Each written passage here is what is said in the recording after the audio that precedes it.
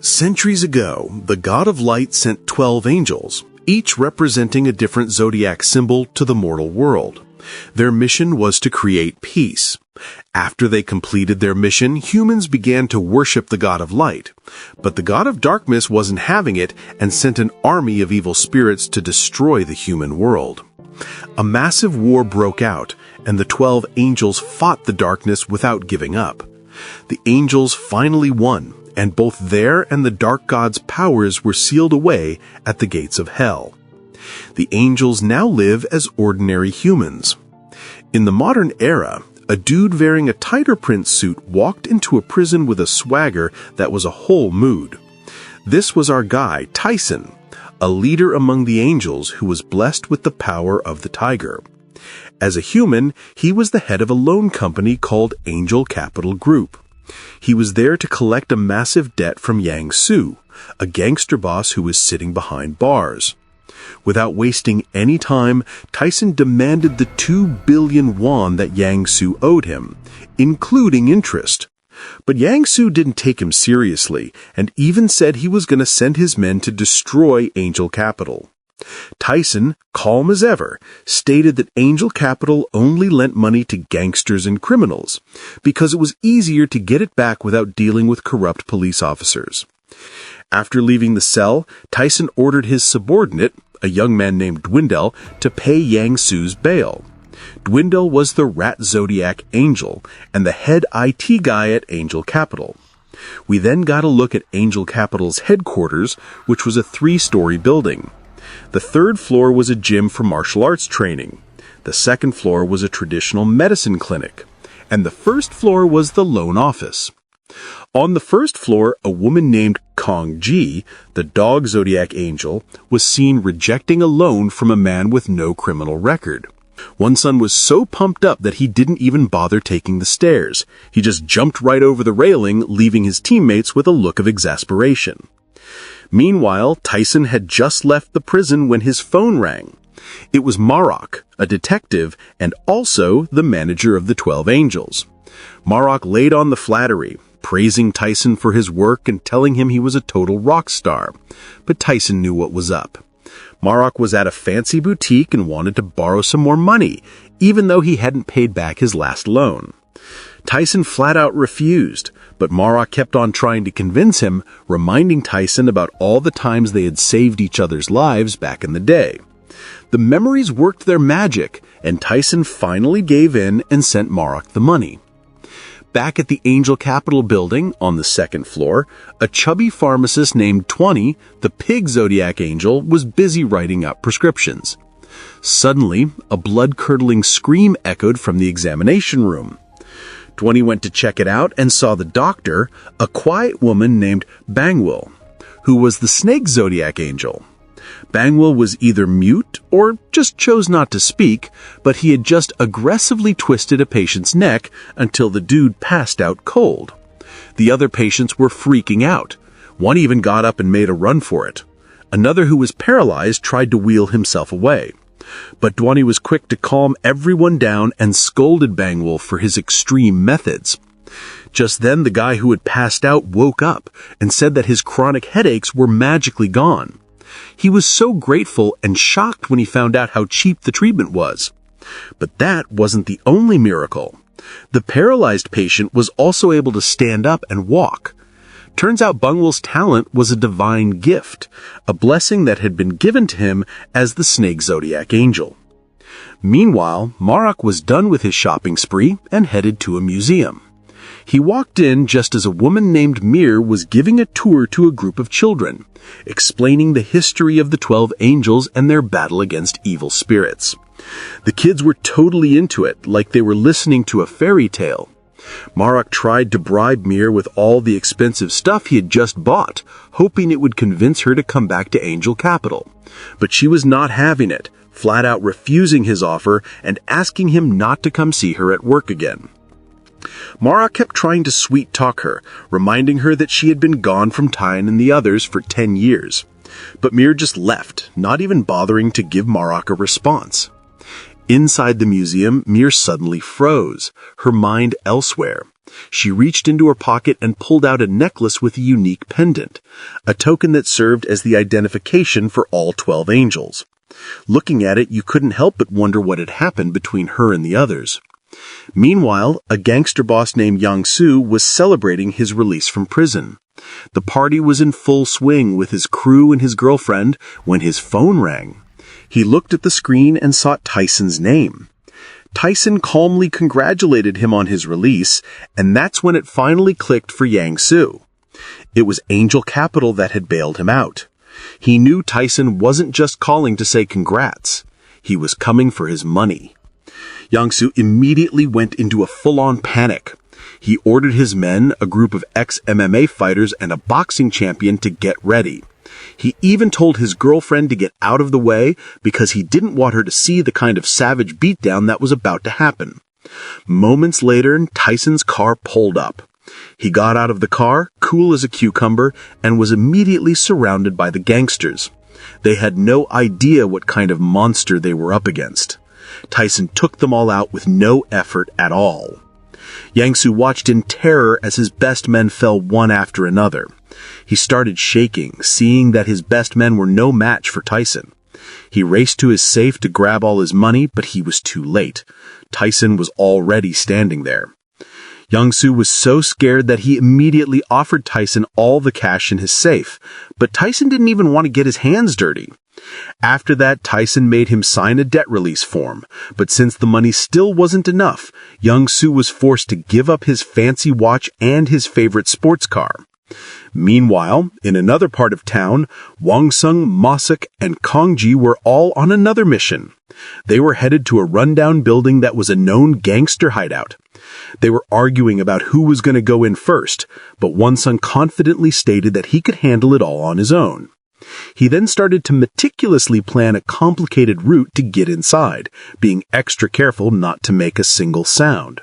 He moved slowly and cautiously, but as he was climbing the wall, he looked down and saw that Mosuk and Kongji had already taken out the guards on their own.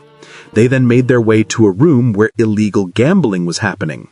The boss saw them coming and screamed at his men to get them. A brutal fight broke out, with punches flying everywhere. Amidst the melee, Wang and the other angels were in a full-on brawl with a group of thugs. Jidal, who was monitoring from a distance, sent a quick message that the boss was making a run for it with 2 bags of cash. But the gangster boss didn't get far. He ran right into Doni, the pig zodiac angel. Doni wasn't a fighter, but he used his large body to send the boss flying. Maluk arrived moments later, and the two of them quickly secured the bags of money. It was then revealed that the money was to pay what the gangster boss owed them.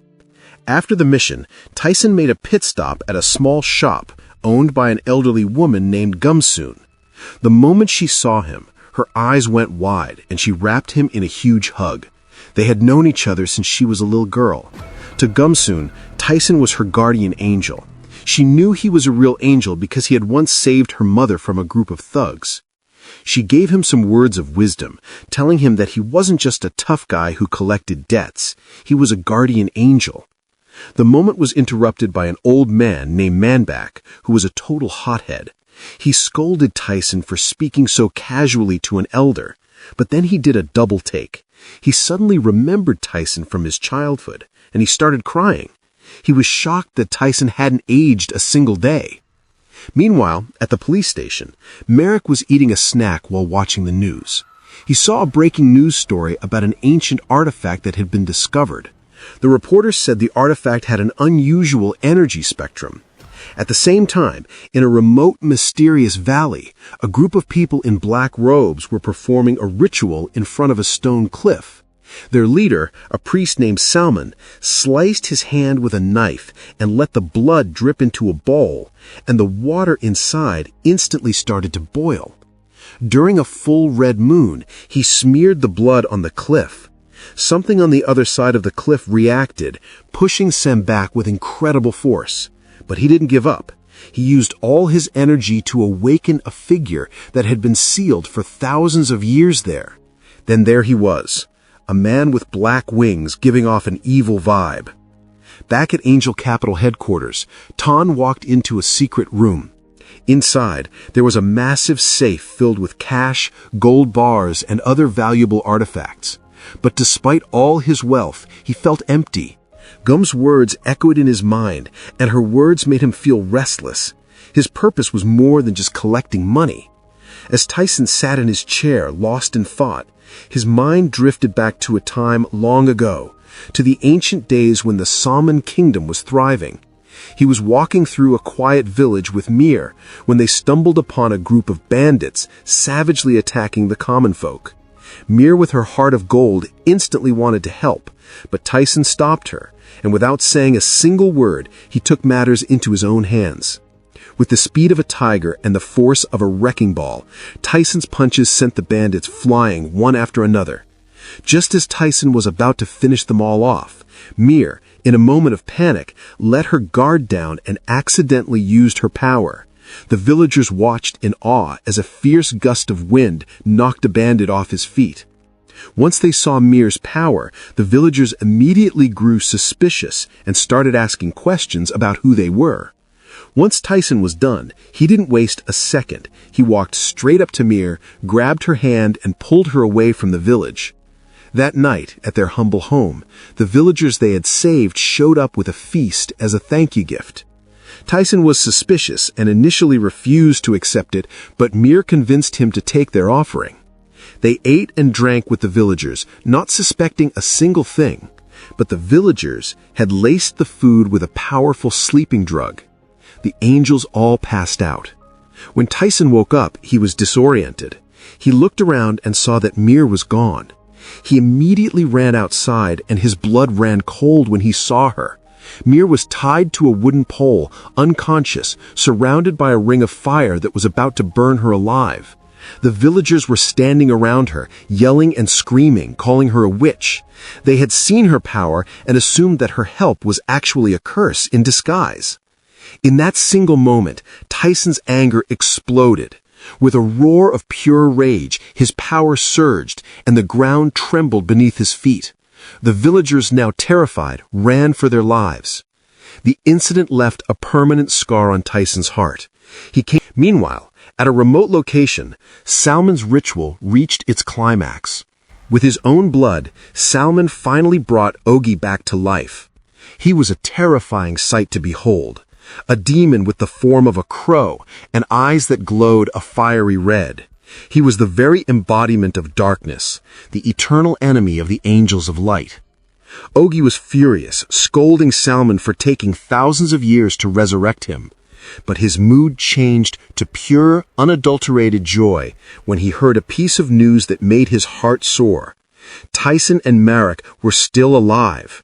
He finally had a reason to destroy the world and finish his old grudge, because as it turned out, they were the ones who had imprisoned him in hell. On the other side of town, the angels were living their normal human lives. Kunji and Melsuk were running early in the morning. Dihi, on the other hand, was doing his warm-ups when he gave up and decided to get some breakfast instead. While Dihi was enjoying his meal, he showed his incredible power. He could read minds, even the thoughts of a stray dog. The dog started barking at him, and Kunji and Melsuk had to quickly grab him and apologize to the dog's owner. Later that day, Ogi was walking among humans, his appearance completely unremarkable. But Mir, who was nearby, felt a strange energy around her. She didn't see him, but she knew something was off. That night, Mir was at a bar trying to clear her head. Suddenly, she had a vision of Ogi's terrifying figure. She tried to stay calm and decided not to tell anyone about what she had seen. Just then, a couple of older guys started bothering her, trying to convince her to come with them. Mir was not in the mood. She had a long day and a lot on her mind, so she gave them a lesson they would never forget. Meanwhile, on top of a skyscraper, Ogi was talking to Salmon. Ogi looked down at the modern world, which was completely different from what he had known. He scolded Salmon for not turning the world into hell. But Salmon explained that only a we could do that. He then told Ogi that a man named Hasai had left behind 3 soul stones before Tyson killed him. With the stones, Ogi could gain Hasai's power and defeat the angels. Behind his loyalty to Ogi, Salmon had his own mission. His personal goal was to become immortal, and he saw Ogi as his key to eternal life. The next day, the angels were having lunch. Tyson was on another mission, and he had already taken out another group of gangsters. The gangster boss was so scared that he was happy to pay back his debt. As Tyson was about to leave, his chest felt tight, and he suddenly felt a wave of anxiety wash over him. He started to feel dizzy, and the room began to spin. He rushed to a psychiatrist to get some anxiety medication, a secret that he had kept from all the other angels. Meanwhile, Salmon was in the middle of a ritual to raise an army of evil spirits. On the other side of town, Merak, who was on his way home, felt a strange vibration. He pulled his necklace out from under his shirt and saw it glowing. The same thing was happening to the necklaces of the other angels at Angel Capital headquarters. It was a clear sign that the evil spirits were entering the human world. Kangji then had a vision that showed her exactly where the spirits were. She told the others that waiting for Merau and Tyson would take too long, and they needed to go now. Her friends agreed, knowing full well that Tyson would be furious with them for running into danger without him. At the same time, Mir was about to leave the museum when her necklace activated. Suddenly, a swarm of people in black clothes with black eyes appeared behind her. A brutal fight broke out. With Mir trying to fight them all off alone, she was completely outmatched by the sheer number of spirits, and she was starting to lose hope. But then, a moment later, Kangji and the others showed up and jumped into the fray. From a distance, Salman watched through his ritual, a satisfied smirk on his face as he saw the angels struggling. Tyson had just returned to his office when he finally received the danger signal. He checked his necklace and saw it glowing brightly. And in that moment, he realized that the forces of darkness had returned. Meanwhile, in the museum's basement, Mir and the others were still fighting to keep the spirits from taking Mir. They were getting completely overwhelmed. One by one, the angels started to fall. That's when Merak arrived. His eyes went wide when he saw the forces of darkness that he had helped seal away thousands of years ago. He pulled out a magical staff and immediately went to work, turning the evil spirits into stone. He told the angels to get out of there while they still could. But Salman wasn't having it. He possessed one of the spirits, and with his newfound power, the spirit choked Merau until his staff's magic wore off, freeing all of Salman's minions. Doni and Wani rushed to help Merau, but it was a struggle. They managed to free him, and Merau once again swung his staff, but one by one, Salman's forces disappeared. Luckily, Mahar was able to grab one of them and touch it to find out where their power came from. He was shocked when he had a vision of his ancient arch-enemy, Salman. After the evil spirits vanished, the angels immediately headed home. On the way, Wenong said out loud that the evil aura from the attackers had felt strangely familiar. But Mata kept the truth to himself, not revealing that Sin was the one behind it all. Meanwhile, from a distance, Ogi was watching the whole thing through his scrying. When he saw Mara appear, he smiled, feeling like he was meeting an old friend again.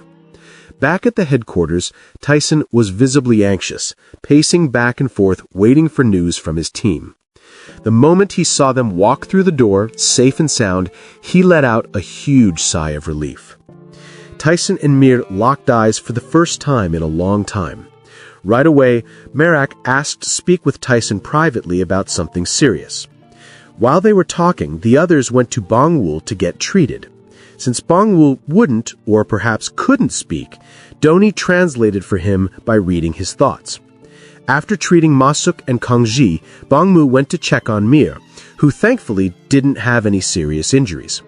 She said she was fine and promised to come back soon before leaving. In the midst of all the chaos, Dwal got into some trouble. He snuck into Bongwul's herb storage room and got a little too curious. He nonchalantly tried a few of the herbs, which caused him to have a seizure. Luckily, Bongwul found him and immediately saved him. Bongwul then proceeded to scold Dwadril for messing around. Dwadril wasn't the only one getting a lecture.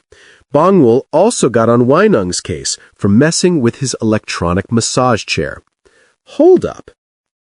Just then, Tyson and Maok walked back into the room and the atmosphere immediately turned tense. Maok and Weinung immediately asked about the demons and why they had returned. But Maok was silent, determined to keep the truth he had discovered a secret. That's when Kangji stepped in, urging them to find out who was behind it all before more people got hurt. But Tyson said he was done protecting humans after what had happened to Mira in the past. Kangji wasn't having it. She argued that protecting humans was their sacred duty as angels. But Tyson didn't care. He said he would rather watch the human world burn than risk losing his family again. As the story explained earlier, the God of Light sent 12 zodiac angels to the mortal world.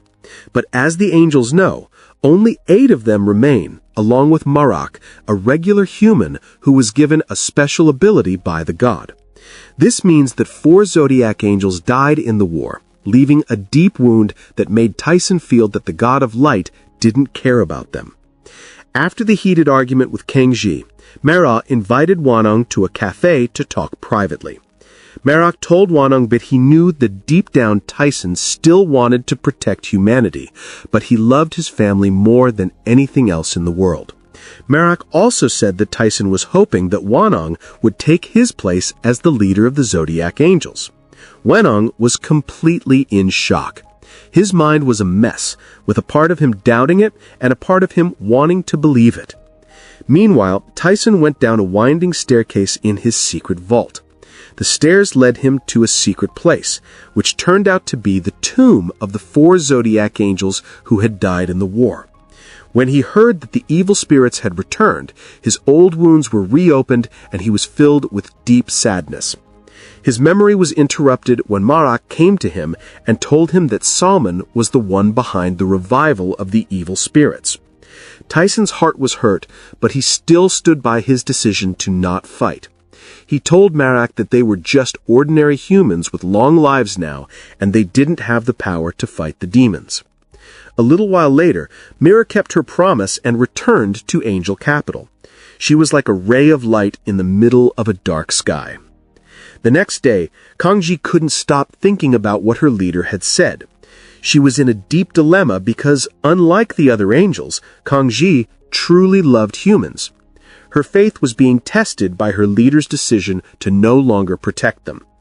At the same time, Tyson went to visit Gumsun and Mambak. With a serious expression, he forced them to take a large sum of money and told them to move as far away from the country as they could. He did it because he was worried that a great danger was on the horizon. Meanwhile, Weinung secretly borrowed a high-tech tracking device from Jwal. He lied and said he was going to hunt down some drug dealers. In reality, Weinung was using the technology to track the demon's energy because he wanted to prove Maharak's words right, that he was worthy of becoming the next leader. Elsewhere, Mara went to a research center to mate with a scientist. The scientist reported that the ancient artifact that was found in the old tomb had gone missing. The investigation was then put on hold when Weinung called Marak to tell him that he couldn't find any evil energy at his location. Weinung wanted to give up, but Marak motivated him again by telling him that he was a true leader. A little while later, Gumsun and Mambak came back to return all the money Tyson had given them. Gumsun said that she would never leave because in her eyes, Tyson would always be her protector. Their conversation brought up a memory from the past. The scene took us back to a time when a young Gumsun was just a girl. Tyson found a group of thugs causing a scene at the market. They were trashing the place, including Gumsun's mother's shop. The market vendors owed Tyson money, and he had decided to take over the land. The gangsters, thinking they were tough, challenged Tyson to a fight. Without hesitation, Tyson went to work, beating every single one of them. For Gumsun, it was proved that behind his tough exterior, Tyson had the heart of a guardian angel. As they left the angel capital, Tyson asked if Gumsun and Manbok were dating. Gumsun denied it, but Manbok confessed that he had a crush on her. In another part of town, Kangji, Tweedal, and Maok brought Mir to an orphanage. At that moment, Mir suddenly had a terrifying vision that showed her friends in grave danger and Diwn involved. Mir's bad feeling wasn't for no reason. It turned out that Oogie now had one of the 3 soul stones that had belonged to Hei. If he collected all 3 and transferred them to a dragon soul, he would gain Hei's power, and Salmon would become immortal. The story then introduced Hethi, a tiger angel who, from the get-go, was a dead ringer for Diwn. They were both blessed with the tiger's raw power and tasked with the same mission, to protect humanity. Over time, Tyson and Hei became as thick as thieves, often running missions side by side. Even as Hei grew up, their teamwork was a sight to behold. Tyson was always there to remind Hei Tai that their main gig was to protect humanity. Whenever evil spirits came to stir up trouble, Tyson and Hei would shut them down in the blink of an eye. They were a force of nature. Later that night, after coming back from the orphanage, Mir, Kangji, Tweedol, and Mauk found Wonsun waiting for them. He was feeling pretty proud of himself, telling them that he had just wrapped up a mission for Marak. The team decided to chill out for a bit, grabbing a bunch of bonuses and their favorite food. Just then, Mara rolled up to the office looking for Tyson because there was something major he had to talk about. He found Tyson sleeping after getting drunk. Moments later, after Tyson woke up, Marak showed Tyson a video. The video was a total shocker, showing Oogie's terrifying comeback from hell.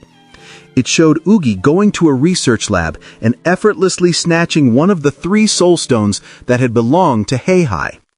Marak couldn't help but wonder what Salmon's deal was bringing Oogie back to life after all this time. Meanwhile, somewhere else in the city, Sin was getting antsy, ready to kick off his plan.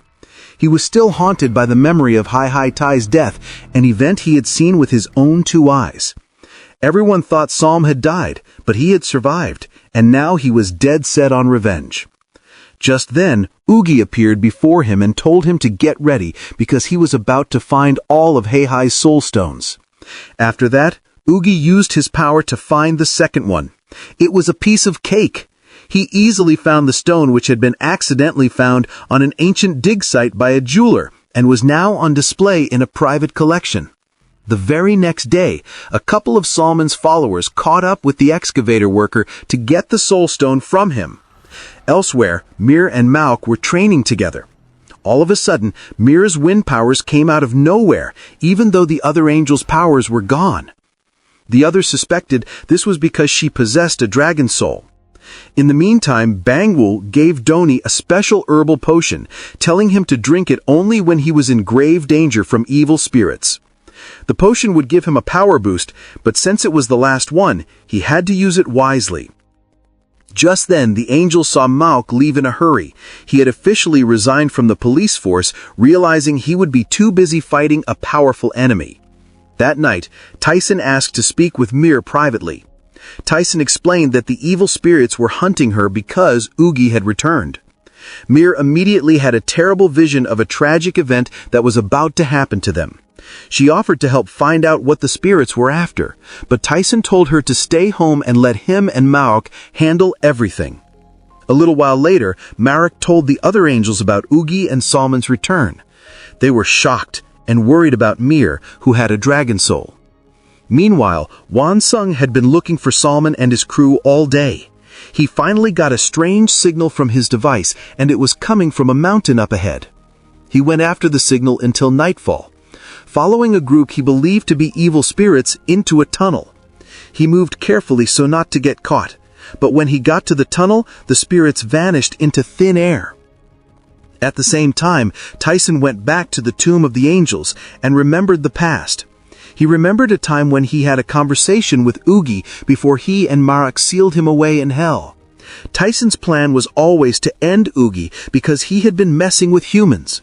But Marak had always tried to protect Oogie and stop Tyson from going to the extreme. And now Oogie has been brought back to life by Sin. A little while later, Marak and Doni showed up to announce that Wonsun had successfully found where Oogie and Sin were hiding. At this point, on the other hand, Sam and Oogie had already collected 2 of the soul stones and were now planning to get the last one. Their goal was also to get the dragon soul that Mir had so they could achieve their goal. However, they had a major obstacle in their way: Tyson, the most dangerous tiger angel. The next day, Marek and Tyson went to the tunnel without telling the other angels. But before they could even go inside, Marek's necklace started glowing, which was a sign of danger. The danger was connected to Gumsun, Tyson's biggest weakness. She was being attacked by evil spirits. Manbach tried his best to hold off the spirits so Gumsun could escape, but he was no match for them and was easily defeated. Gumsun ran as fast as she could and hid in a public restroom. Soon after, Tayan and Marek arrived.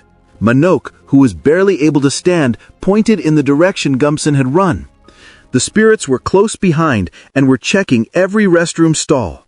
Luckily, Tyson arrived just in time and took them all out. He got Gumsun and gave her to Marek, who helped her escape. But they were surrounded by even more spirits. Luckily, the rest of the angels showed up just in time. Masuk and Doni stayed behind to hold off the demons while the others got Gimsun to safety. Because the angels' powers were fading, both Malsuk and Doni were quickly overwhelmed. The leader of the spirits stayed behind to make sure they couldn't get up while the others went after Jimson. While the angels were busy saving Gumsun, Salman and his followers broke into Angel Capital. The attack on Gumsun was just a distraction to get the angels out of the way. Salman's real goal was to capture Mir so he could bring back the darkness. As the spirits broke in, Mir and Bangwol got ready for a fight. Meanwhile, Tyson was on a rampage, taking out every spirit he could find. The scene ended with a flashback to a younger Tyson hitting on Gumsun's mother. It was clear that Tyson once had a crush on a human, which is probably why he cares so much about Gumsun.